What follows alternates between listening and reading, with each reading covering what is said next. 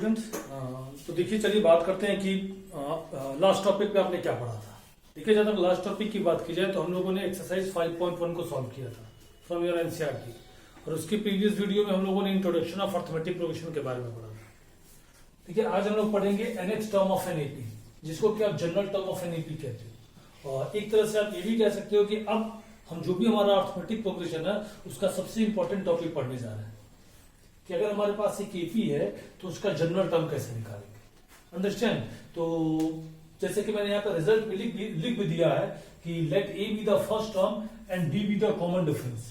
अगर एक एपी है और उस एपी का फर्स्ट टर्म ए है और कॉमन डिफरेंस उसका डी है, एपी का जो फर्स्ट टर्म है वो ए है और जो कॉमन डिफरेंस है वो डी है, then the nth term or general term of an AP is given by a plus n minus 1 into b। तो जो AP का जनरल टर्म होता है वो ये होता है। आपके दिमाग में ये भी स्ट्राइक कर रहा होगा कि सर ये जनरल टर्म पता क्यों कर रहा है और इसका बेनिफिट क्या है, इसका बेनिफिट क्या है। तो देखिए अगर केवल इसके बेनिफिट की बात की जाए तो जैसे कि कोई भी आप एक सीक्वेंस लिख लीजिए, कोई भी एक अर्थमेटिक सीक्वेंस लिखिए जो एपी में हो। जैसे देखिए मैं ये लिख दे रहा हूं 2 4 6 8 डैश डैश डैश, ये एपी में है कि नहीं है। देखिए ये एपी में तो बिल्कुल है क्योंकि जो कॉमन डिफरेंस है वो सेम है, 4 - 2 2, 6 - 4 2, 8 - 6 2। तो ये जो हमारा सीक्वेंस है वो एपी में, फर्स्ट टर्म इसका 2 है, सेकंड टर्म इसका 4 है, थर्ड टर्म इसका 6 है और फोर्थ टर्म इसका 8 है। फोर्थ टर्म दिया है बट उसके बाद कोई टर्म नहीं दिया है। बट आपसे इस बाइक मैं कह दूं कि इसका 15th टर्म बताइए, 15वें नंबर पे इसका जो टर्म है वो कितना है वो बताइए। तो फिर आप कैसे बताओगे, आपको बताना क्या है, एक तरह से 15th टर्म बताना है, दैट इज A15 आपको बताना है। तो वो बताओगे कैसे? तो 15th टर्म पता लगाने के लिए आपको जनरल टर्म का फॉर्मूला पता होना चाहिए, और जनरल टर्म का बेनिफिट ये होता है कि अगर हमें किसी भी सीक्वेंस का जनरल टर्म पता है तो उस जनरल टर्म के थ्रू हम उस सीक्वेंस का कोई भी टर्म पता लगा सकते हैं, चाहे वो 15वां का है, चाहे 20वां का है, चाहे 50वां का है। समझ में आ रही है बात? तो यही आपका जनरल टर्म का बेनिफिट है। क्लियर? और उसके लिए फॉर्मूला है a + n - 1 into d। a plus, जैसे अभी देखिए मैं पता लगा दे रहा हूं आपका, a आपका फर्स्ट टर्म है तो 2 है कि नहीं है, plus n number of term कौन सा है 15 - 1 और कॉमन डिफरेंस कितना है 4 - 2 that is also 2, so that is 2, 15 - 1 14, 14 2 जा 28 and which is 30। तो जो 15th टर्म है इस सीक्वेंस का वो 30 है कि नहीं? तो देखिए यही होता है जनरल टर्म का बेनिफिट। समझ में आ रही है बात? तो अब हमें करना क्या है कि ये रिजल्ट आया कहां से, इसको जरा प्रूफ करके दिखाया जाए। तो चलिए इसको प्रूफ करने के लिए देखिए एक चीज तो अपने दिमाग में बना लीजिए कि ऐसा नहीं है कि कोई इसका पर्टिकुलर कोई स्टैंडर्ड प्रूफ या जो भी कहिए है, इसको हमें पैटर्न के थ्रू ही इसको हम प्रूफ कर पाते हैं। चलिए प्रूफ करते हैं। देखिए प्रूफ करने के लिए करते क्या है कि let A1 A2 A3 A4 dash dash dash AN be the n terms of an AP. हमने मान लिया कि ये एक एपी है हमारे पास और A1 A2 A3 A4 उसके n टर्म्स है, उसके n टर्म है, n d B the common difference, और हमने ये भी सपोज कर दिया कि d वहां पे कॉमन डिफरेंस है। तो अब चलिए, अब अगर मैं आपसे पूछता कि फर्स्ट टर्म बताइए, फर्स्ट टर्म बताइए, तो फर्स्ट टर्म तो आपका A1 A ही हो जाता, फर्स्ट टर्म तो आपका A ही रहता ना। अब हम सेकेंड टर्म निकालते हैं, सेकेंड टर्म निकालते हैं तो आपको भी पता है कि जब सेकेंड टर्म निकालते हैं तो सेकेंड टर्म निकालने, अगर मान लीजिए एक एपी सीक्वेंस दिया गया है, उसका फर्स्ट टर्म पता है और कॉमन डिफरेंस पता है, तो सेकेंड टर्म के लिए क्या करते हो, सेकेंड टर्म निकालने के लिए फर्स्ट टर्म में कॉमन डिफरेंस जोड़ते जाते हैं, यही बताया गया था ना। तो सेकेंड टर्म हो जाएगा एक तरह से A1 plus common difference, that is D, that is D। Understand? अब जरा ध्यान से देखिए, यहां A1 को आपने तो A1 ही लिखा, A1 को आप ऐसे भी लिख सकते थे A1 प्लस 0D, लिख सकते हो कि नहीं लिख सकते? लिख सकते हैं ना? A1 को आप A1 प्लस 0D लिख सकते हो, और इसको आप लिख सकते हो A1 प्लस 0 को लिख सकते हो 1 माइनस 1 इंटू डी। लिख सकते हैं कि नहीं लिख सकते? बिल्कुल लिख सकते हैं। A2 A1 plus D, A1 plus D, D को आप क्या लिख सकते हो? 1D है ना एक तरह से, तो इसको लिख सकते हो 2 माइनस 1 इंटू डी। ऐसे A3, तो A3 निकालने के लिए क्या करते हो? जो आपका A2 है सेकेंड टर्म है, उसमें कॉमन डिफरेंस जोड़ देते हो। तो सेकेंड टर्म है आपका A1 प्लस डी, और ये लीजिए इसमें कॉमन डिफरेंस जोड़ दिया, तो ये हो गया आपका A1 प्लस, एक तरह से 2D हो जाएगा कि नहीं हो जाएगा? तो 2D, और 2D 2 को लिख सकते हो 3 minus 1 into D. In the same way A4 को आप लिख सकते हो A1 plus D plus D plus D, which is A1 plus 3D, और 3D को लिख सकते हो 4 माइनस 1 इंटू। तो अब इसी पैटर्न को आप फॉलो करिए, इसी पैटर्न को फॉलो करिए। A1 आपका A1 प्लस 1 माइनस 1D, देखिए A2 जहां पे है वहां पे 2 माइनस 1 हो गया, A3 है तो 3 माइनस 1 हो गया, A4 है तो 4 माइनस 1 हो गया। वैसे ही अगर AN रहेगा तो ये कितना हो जाएगा? A1 plus n minus 1 into D. यही होगा कि नहीं होगा? पैटर्न दे दो, तो एक तरह से यही आपके लिए जनरल टर्म हो गया, जहां पे A1 आपका फर्स्ट टर्म है, बट क्योंकि ओरिजिनल जो आपने स्टेटमेंट लिखा है वहां पे फर्स्ट टर्म को किससे डिनोट किया है? A से। तो जो जनरल टर्म हो गया आपका Tn, ये कितना हो गया? A plus n minus 1 into D. तो ये आपका जनरल टर्म हो गया किसी भी एपी सीक्वेंस का। समझ आ रही है बात? तो चलिए इस पे एक एग्जांपल लेते हैं। देखिए मैंने ये एक सीक्वेंस लिख दिया 9, 13, 17, 21, डैश डैश, और कह रहा है इस सीक्वेंस का ना 12th टर्म पता करिए। 12th टर्म मतलब कि T12। फिर ये भी कह रहा है सीक्वेंस का nth टर्म पता करिए। It means you have to find out T। तो ये दोनों टर्म जरा पता लगा के बताइए। सीक्वेंस आपका दिया गया है, देखिए अगर सीक्वेंस दिया गया तो फर्स्ट टर्म क्लियर है, दैट इज 9। कॉमन डिफरेंस भी आपका क्लियर हो जाएगा 13 माइनस 9 विच इज 4। तो फर्स्ट टर्म और कॉमन डिफरेंस क्लियर है। अब आपको 12th टर्म निकालना है, तो Tn का formula A plus n minus 1 into D. Tn is equal to A plus n minus 1 into D. तो T12 कितना हो जाएगा? A इज 9, n की जगह पे 12 minus 1 into D is 4, that is 9। 12 minus 1 11 4 जा 44, और 44 प्लस 9 53। तो ये आपका 12th टर्म आ गया। तो ये बेनिफिट है हमारा जनरल टर्म का। अगर आपसे केवल कहता है nth टर्म पता लगाइए, तो Tn यही होता है ना, A plus n minus 1 into D. A आपका 9 हो गया, n तो वही रहेगा क्योंकि nth टर्म ही निकालना है, और D आपका 4 हो गया। तो ये हो गया 9, 4n minus 4, that is 4n plus. तो ये आपका nth टर्म भी आ गया।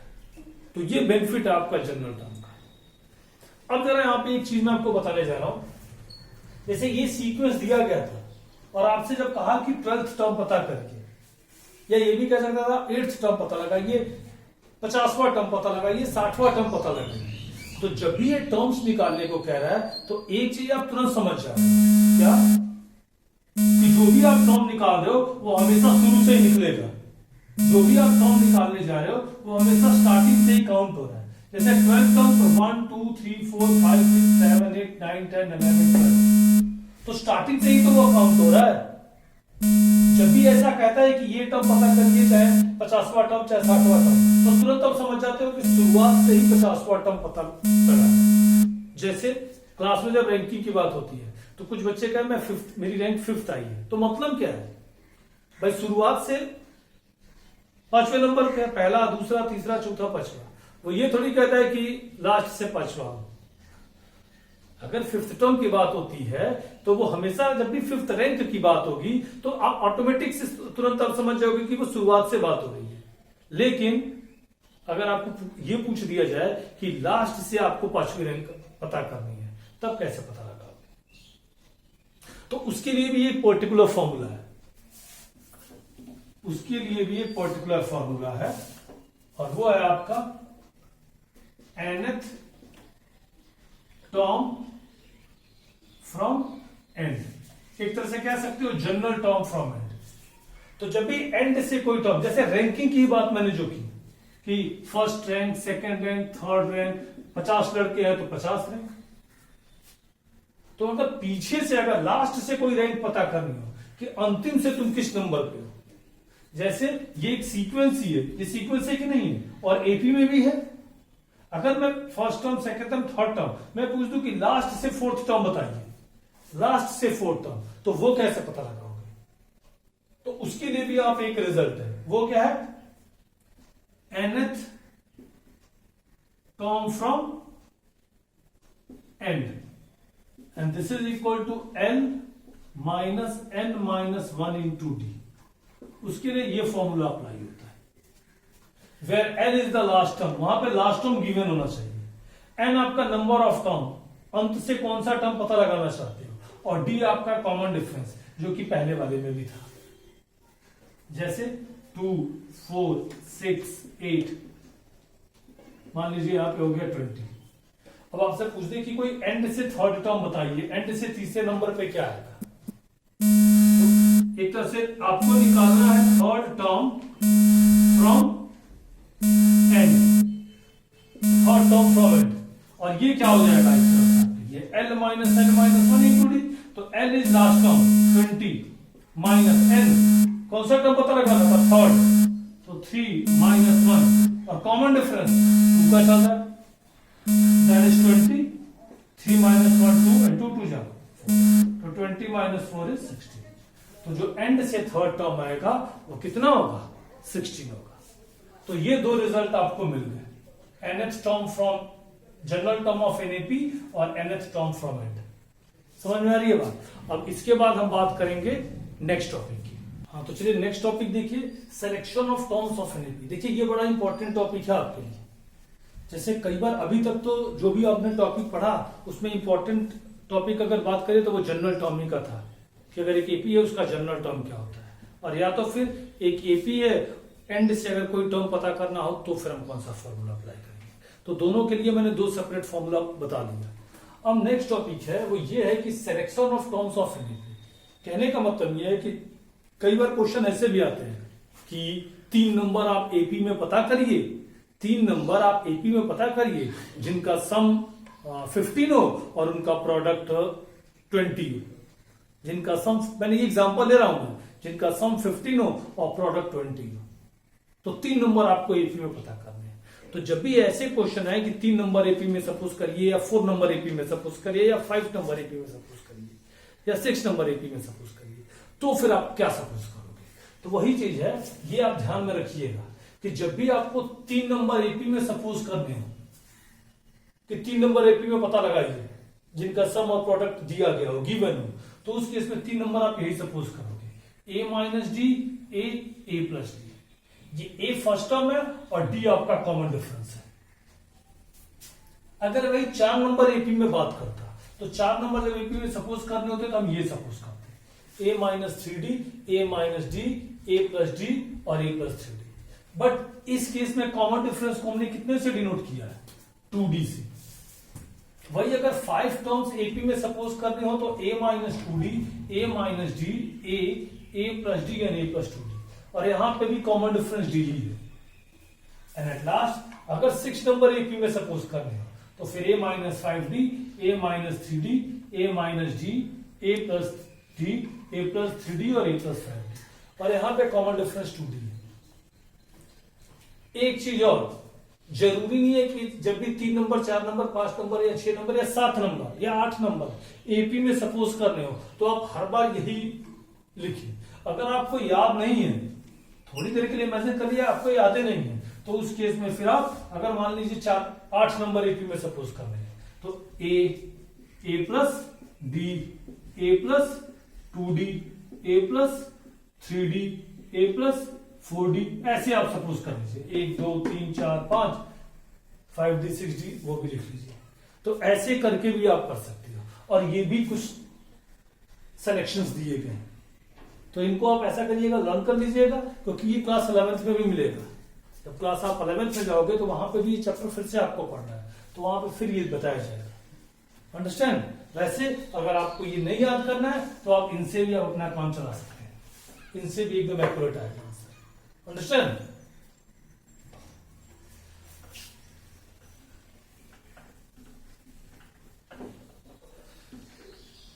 और लास्ट है इसमें हमारा आज का लास्ट टॉपिक, वो है अर्थमेटिक मीन। अर्थमेटिक मीन, ये अर्थमेटिक मीन क्या है? अर्थमेटिक मीन है क्या? If A, capital A and B are the three terms in an AP, अगर ये तीन number small A, capital A और बी, ये तीन नंबर है और ये तीनों नंबर एपी में है, तीनों नंबर एपी में है, तो ये जो मिड वाला है इसको हम इस स्मॉल ए और स्मॉल बी का अर्थमेटिक मीन कह सकते हैं। स्मॉल ए और स्मॉल बी का मतलब इन दोनों का जब हम एवरेज निकालेंगे, एवरेज का मतलब मीन, तो फिर यही आएगा। जैसे ध्यान दीजिए, एग्जांपल एक मैं ले रहा हूं, 2, 4, 6, 8, 10, ये सब बताइए एपी में है कि नहीं है? तो जरा इन दोनों का एवरेज आप निकालिए। तो एवरेज निकालने के लिए दोनों को ऐड करके 2 से डिवाइड करते हो, तो 2 + 6 8, एंड 8 डिवाइडेड बाय 2 4 आएगा कि नहीं आएगा? तो एक तरह से 4 जो हुआ वो अर्थमेटिक मीन हुआ 2 और 6 का। वैसे 6 जो है वो अर्थमेटिक मीन है 4 और 8 का। 8 जो है वो अर्थमेटिक मीन है 6 और 10 का। तो वैसे ही अगर 3 नंबर एपी में है तो जो ये मिडिल होता है वो इन दोनों का अर्थमेटिक मीन भी कहलाता है। और उसके लिए रिजल्ट क्या है? उसके लिए रिजल्ट क्या है ये देखिए, क्योंकि ये तीनों नंबर एपी में है तो इसका और इसका कॉमन डिफरेंस और इसका और इसका कॉमन डिफरेंस सेम आएगा। मतलब कि capital A minus A is always equal to small B minus A. इसको इसमें से सेपरेट करें और इसमें से इसको सेपरेट करें तो बराबर ही आएगा, because these three numbers are in AP. Capital A, ये माइनस ए इधर आएगा तो प्लस ए, और माइनस ए इधर गया तो plus A plus B, that is 2a is equal to a plus b, and then capital A is equal to a plus b by 2। तो भाई ये एक तरह से एवरेज निकालने का ही तो फॉर्मूला है, दोनों को ऐड करके 2 से डिवाइड कर दिया। तो यही आपको एक और रिजल्ट मिल गया कि if capital A is the arithmetic mean between two numbers a and b, then capital A is always equal to a plus b by। Understand? तो ये आज के टॉपिक है। अब नेक्स्ट वीडियो में हम लोग एक्सरसाइज 5.2 को सॉल्व करेंगे, और इसके बाद से एक टॉपिक और बचा हुआ है तो वो अगले वीडियो में उसके बारे में बात करेंगे। क्लियर? तो एट लास्ट में फिर से वही बात कि वीडियो को ज्यादा से ज्यादा लाइक करिए और शेयर करिए। क्लियर? Good bye.